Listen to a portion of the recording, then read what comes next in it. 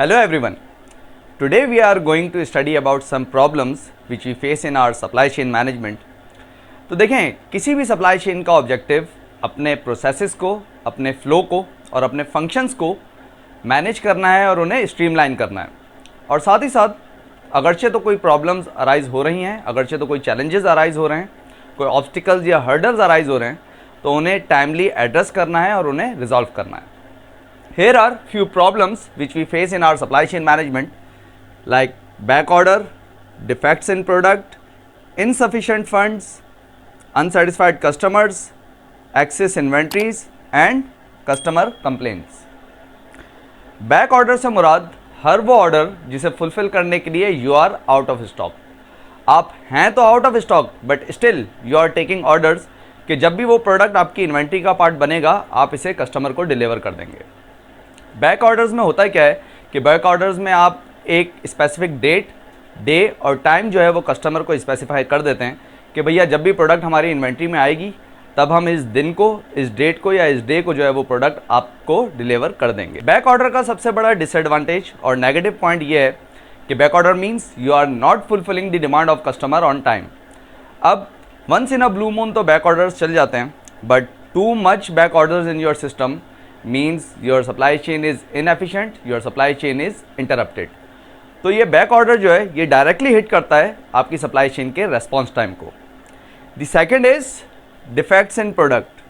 देखें, defects in product is one of the major waste from the view point of lean philosophy. और defects in product की दो major root causes हो सकती हैं, इधर द ह्यूमन एरर और the mechanical error. If there is a defect in your product तो आपको उस प्रोडक्ट को रिकॉल करना पड़ता है, आपको उस प्रोडक्ट पे रिवर्क करना पड़ता है और आपको उस प्रोडक्ट को रिपेयर करना पड़ता है।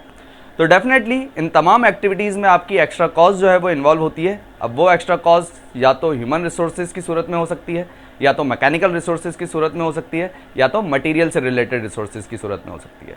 तो सप्लाई चेन का एक objective in defects in product को जो है वो मिनिमाइज करना है। The third one is insufficient fund. देखें, एक तो इनसफिशिएंट फंड वो है कि पैसा ही नहीं है, दूसरा इनसफिशिएंट फंड वो है कि पैसा तो है but due to high exchange rate आप उस प्राइस को मीट ही नहीं कर पा रहे हैं। ख़ास तौर पे वो कंट्रीज़ जहाँ इकोनॉमिक कंडीशन जो है वो स्टेबल नहीं है और एक्सचेंज रेट में बहुत ज़्यादा फ्लक्चुएशंस हैं, वहाँ सप्लाई चेन का one of the major issue is insufficient fund. The next is unsatisfied customer. देखें, if there is no customer there is no supply chain. ये तमाम नीड, वांट, डिज़ायर और demand is for the customer.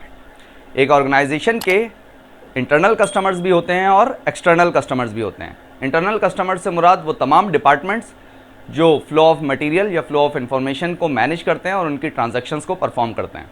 और external customer से मुराद वो तमाम customers जिन्हें आप फिनिश प्रोडक्ट या कोई फाइनल प्रोडक्ट जो है वो डिलीवर कर देते हैं। तो if the internal customer of an organization are fully satisfied तो देर आर मोर चांसेस कि एक्सटर्नल कस्टमर भी जो है वो सेटिस्फाई हो जाएगा। सप्लाई चेन मैनेजमेंट का एक ऑब्जेक्टिव कस्टमर की सेटिस्फैक्शन है। कोई भी सप्लाई चेन अनसेटिस्फाइड कस्टमर के लिए वर्क नहीं करती और तमाम सप्लाई चेन्स इसी फिलॉसफी को फॉलो करती हैं कि उन्होंने अपने कस्टमर की सेटिस्फैक्शन को जो है वो मीट करना है। The next problem is excess inventories. देखें, किसी भी ऑर्गेनाइजेशन का सबसे बड़ा हेडेक ये एक्सेस इन्वेंट्रीज हैं।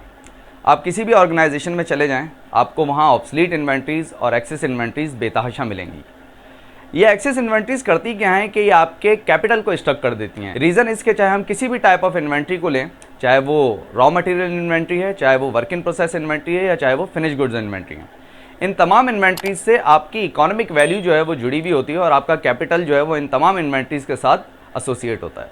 तो दिस इज़ द रीज़न कि वाई इन्वेंट्रीज जो हैं वो आपके कैपिटल को स्टक कर देती हैं। तो इफेक्टिव सप्लाई चेन का एक ऑब्जेक्टिव इन्वेंट्रीज को ऑप्टिमम लेवल पे रखना है, इन्वेंट्रीज को बढ़ने नहीं देना है। रीज़न इसके ये एक्सेस इन्वेंट्रीज ही होती हैं जो एक टाइम बाद ऑब्सलीट इन्वेंट्रीज और डेड स्टॉक इन्वेंट्रीज में जो है वो कन्वर्ट हो जाती हैं। The next problem is customer complaints.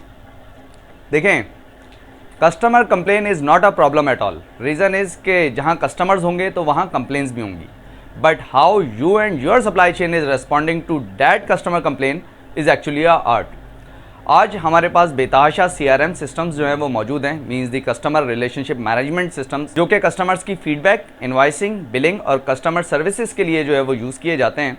और इन CRM सिस्टम्स के थ्रू आप कस्टमर्स के डाटा को कैप्चर करते हैं, उसे स्टोर करते हैं, उसे एनालाइज करते हैं to respond effectively to the customer complain. So this was all about the problems which we face in our supply chain management.